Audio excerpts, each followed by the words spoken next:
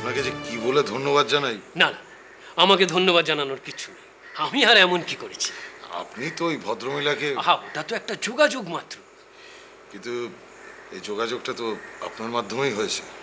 যোগাযোগটা আমার মাধ্যমে হয়েছে ঠিকই, আসলে কিন্তু এই যোগাযোগটা হওয়ারই ছিল। নইলে এই কমাসের মধ্যে আপনাদের মধ্যে এমন মধুর সম্পর্ক তৈরি হতো না। দেখুন, আপনার যে সময় পত্নী বিয়োগ হয়েছে, পারমিতাও সেই সময় স্বামী হারিয়েছে।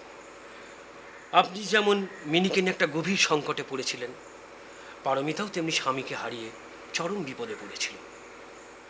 আপনি যেমন মিমির জন্য একটা সাহারা খুঁজছিলেন, পারমিতাও তেমনি নিজের জন্য একটা সাহারা খুঁজছিলেন। দুজন দুঃখী মানুষ চরম দুঃখের সময় কাছাকাছি এসেছিলেন, এই তো। আর তাতেই এটা কিরকম হলো জানেন? কিরকম? ওই যে ম্যাথমেটিক্সের নিয়মে একটা কথা আছে না, দুটো মাইনাসে মিলে একটা প্লাস হয়। হতে পারে। আসলে কি জানেন, আমি তো ব্যবসাদার মানুষ, অত কিছু বুঝি না। তবে একটা জিনিস বুঝতে পেরেছি, ভদ্রমহিলা জাদু জানেন। আপনার চাটা।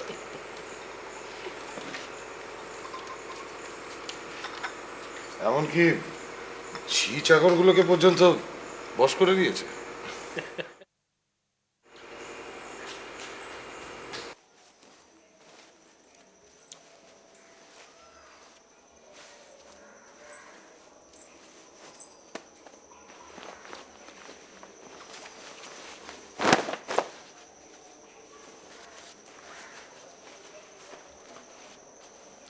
अजीब दास्ता है ये, कहाँ शुरू कहाँ खत्म है ये मंजिले कौन सी, न वो समझ सके न हम। বাবা, अजीब दास्ता কি है ব্যাপার? ये। খুব যে ফুর্তি।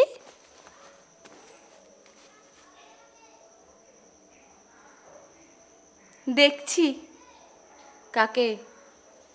তোমাকে। এরম ভাবে কেউ কাউকে দেখে নাকি?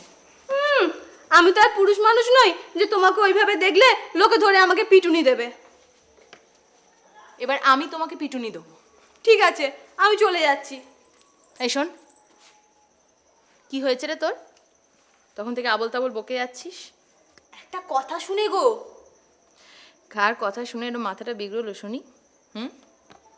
সেই সকাল থেকে কথাটা তোমায় বলবো বলবো বলে না হেদিয়ে উঠছি, পেট না একেবারে ফুলে ঢোল, কিন্তু এ মরা কাজও শেষ হয় না আর ফুরসতও মেলে না। এখন বলি, সকালে না শাড়ির মুখে একটা কথা শুনলুম গো। স্যারের মুখে? না, তোমায় বলবো না। মান্তু, তুমি কাউকে বলে দেবে না তো? তুই বলবি আমাকে? যদি তুমি রাগ করো। হেয়ালি ছাড় মান্তু। কথাটা এমন কিছু একটা নয় গো। সকালবেলা সার না ডাক্তারবাবুকে বলছিলেন। কি বলছিলেন? বলছিলেন তুমি নাকি জাদু জানো, আর সেই জাদুতে তুমি নাকি সকলকে বশ করে নাও। সকলকে? মানে? হয়তো সারকেও।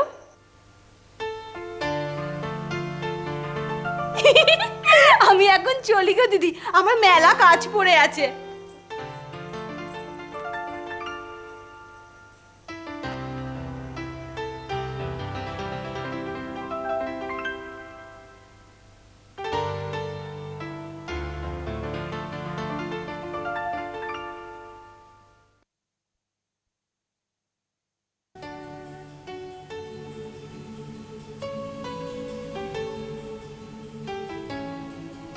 বাহ, একেই বলে চা। আশা চা। ক্ষমা করে দেবেন। ঠিক আছে, দিন।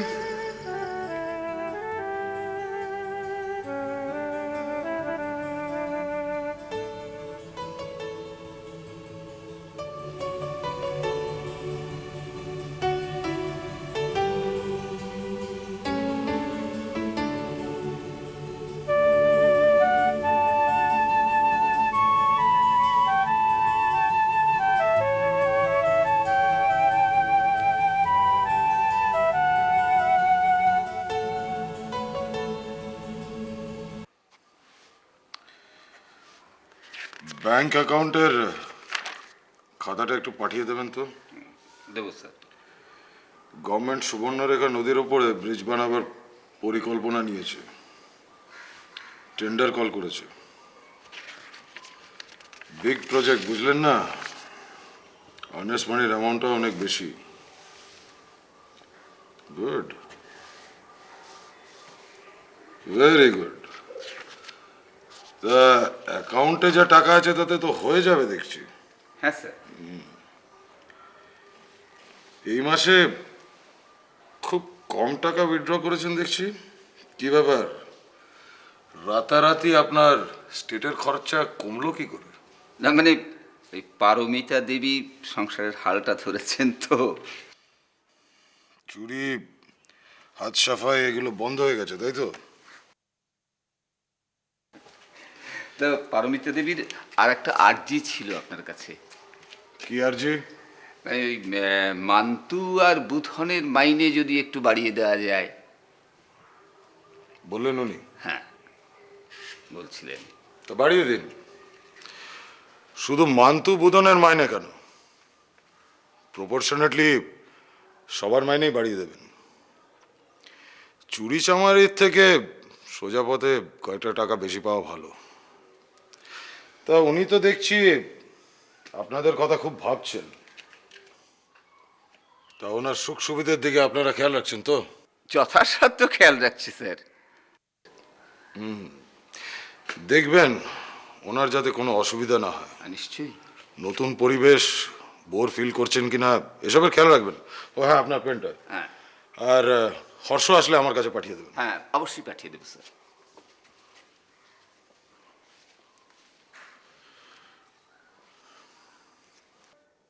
মিসেস রায়, আসতে পারি? আপনি আজ্ঞে হ্যাঁ। এসেই তো পড়েছেন। হ্যাঁ এসেই পড়ে এমা, তাই তো। 1 পা 2 পা 3 পা কোনো মানে হয় বলুন? ঘরের মধ্যে 3 পা ঢুকে এসে আমি ভেতরে আসার পারমিশন চাইছি। আমি আরে যাচ্ছে তাই না, আমি আবার দরজার কাছেই ফিরে যাই। এই না, এইবার পজিশন একদম ঠিক আছে, এবার পারমিশন নেওয়া যায়, কি বলেন? ভেতরে আসতে পারি ম্যাডাম? দয়া করে আসুন আর তাড়াতাড়ি বলুন আপনি কি বলতে চান। আচ্ছা, কিন্তু আমার তো কিছু বলার নেই। কি?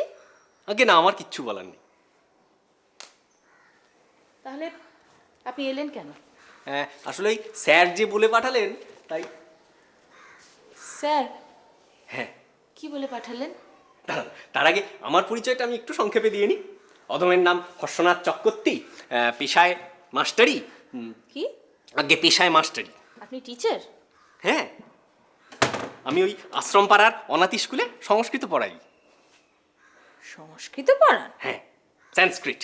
আষাঢ়স্য প্রথম দিবসে মেঘমাল্লিষ্ট সানুং বপ্র ক্রীড়া পরিণত গতগজ প্রেক্ষণীয়ং দদর্শ। আচ্ছা, আপনি এরকম চমকে চমকে উঠছেন কেন? না না না না, আমি চমকাচ্ছি না। আপনি দয়া করে আপনার ঠিকুজিটা একটু তাড়াতাড়ি শেষ করবেন। হ্যাঁ, যত তাড়াতাড়ি হয় বলছি। নাম হর্ষনাথ চক্রবর্তী, পেশায় মাস্টারি, তারপর থাকি ওই উপর পাড়ায়, আর যাতে শিকারি। শিকারি? আজ্ঞে না না, কথাটা এখনো শেষ হয়নি। যাতে শিকারি না, জাত শিকারি মান্যবর শ্রী মনোময় মজুমদারের ম্যানেজার আমি। ম্যানেজার? হ্যাঁ, শিকার ম্যানেজার, মানে শিকারের ম্যানেজার আর কি। মানে শিকার করতে যাবতীয় যা যা বন্দোবস্ত লাগে, যেমন ধরুন ওই তাঁবু ফেলা, মাচা বাঁধা, হাঁকুয়া কুলি ডেকে আনা, টোটা কিনে আনা, এইসবই আমি করি। তাছাড়া আমি আরও একটা কাজ করি, যে জন্য আপনার কাছে আসা আর কি। বলুন আপনার আর কি কাজ? হ্যাঁ, বলছি। এই যা ভুলে গেলাম যে, কিরম গুলিয়ে গেল মাথাটা। আসলে আপনি এত জেরা করেন না। সুন্দরী মহিলাদের জেরার সামনে বেশিক্ষণ মাথা ঠিক রাখা যায় বলুন? দাঁড়ান একটু ভেবে নিই। ও হ্যাঁ, বিকেলের দিকে আমি মিনিকে নিয়ে স্যারের গাড়িতে চেপে অনেক সময় ওই মায়া সরোবরের দিকে বেড়াতে যাই। তাই স্যার, এই এতক্ষণে আমার আসল কথাটা মনে পড়লো। স্যার বললেন যে আপনি কি এখানে বোর ফিল করেন, তাহলে আপনি আমার সঙ্গে মায়া সরোবরে বেড়াতে যেতে পারেন। আপনার সঙ্গে? না, একলা একলা আমার সঙ্গে না, মিনিও থাকবে, মিনি থাকবে। ঠিক আছে, মিনি স্কুল থেকে ফিরে আসুক, তারপরে আপনাকে জানাবো। Thank you madam, I am always at your service. আসি তাহলে।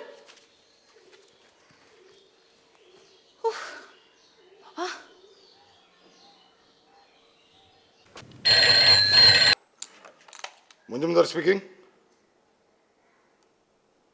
হোয়াট? কি বলছেন কি ম্যানেজার মশাই?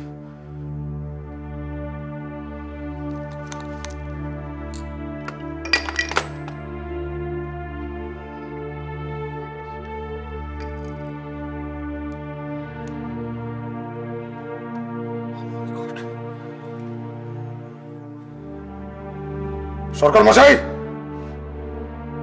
সরকার মশাই, এক্ষুনি গাড়ি বার করতে বলুন, কয়েক।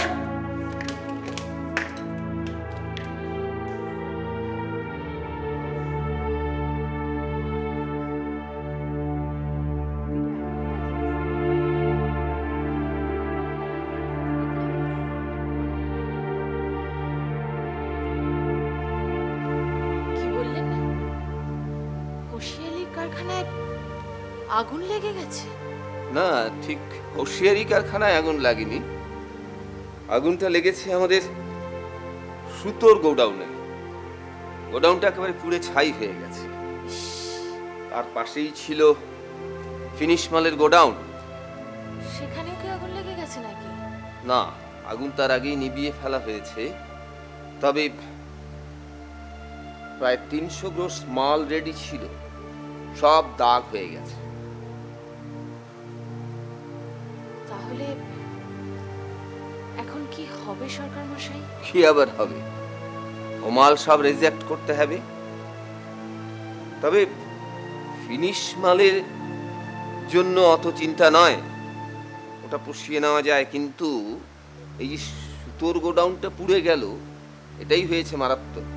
তার কারণ বাজারে সুতোর প্রচণ্ড আকাল। এখন কন্ট্রোলে যা সুতো পাওয়া যায় তাতে তো আর এত বড় হুঁশিয়ারি চালানো যায় না। তাহলে কি সরকার মশাই হোশিয়ারির কারখানা বন্ধ হয়ে যাবে? না, বন্ধ হবে না। তবে এই ধকল সামাল দিতে প্রচুর সময় লাগবে।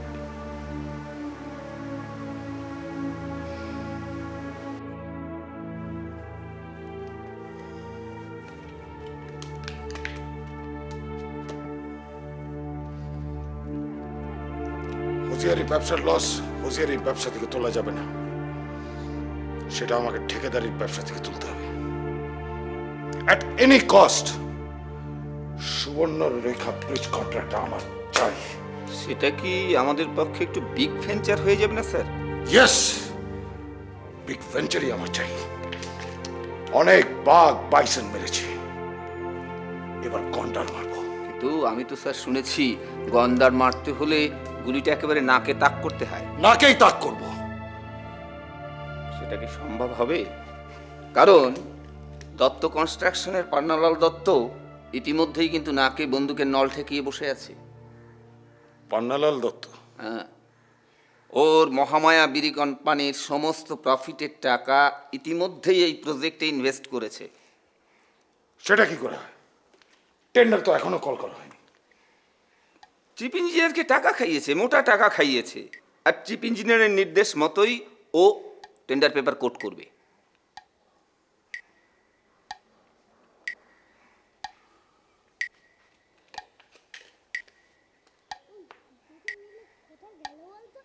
তাহলে উপায়?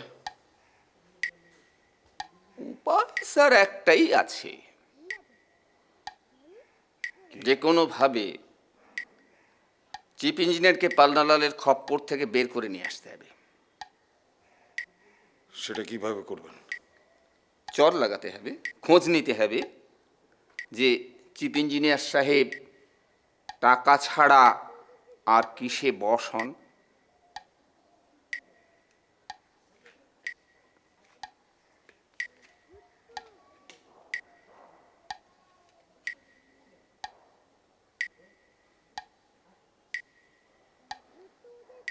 তাহলে তাই করুন।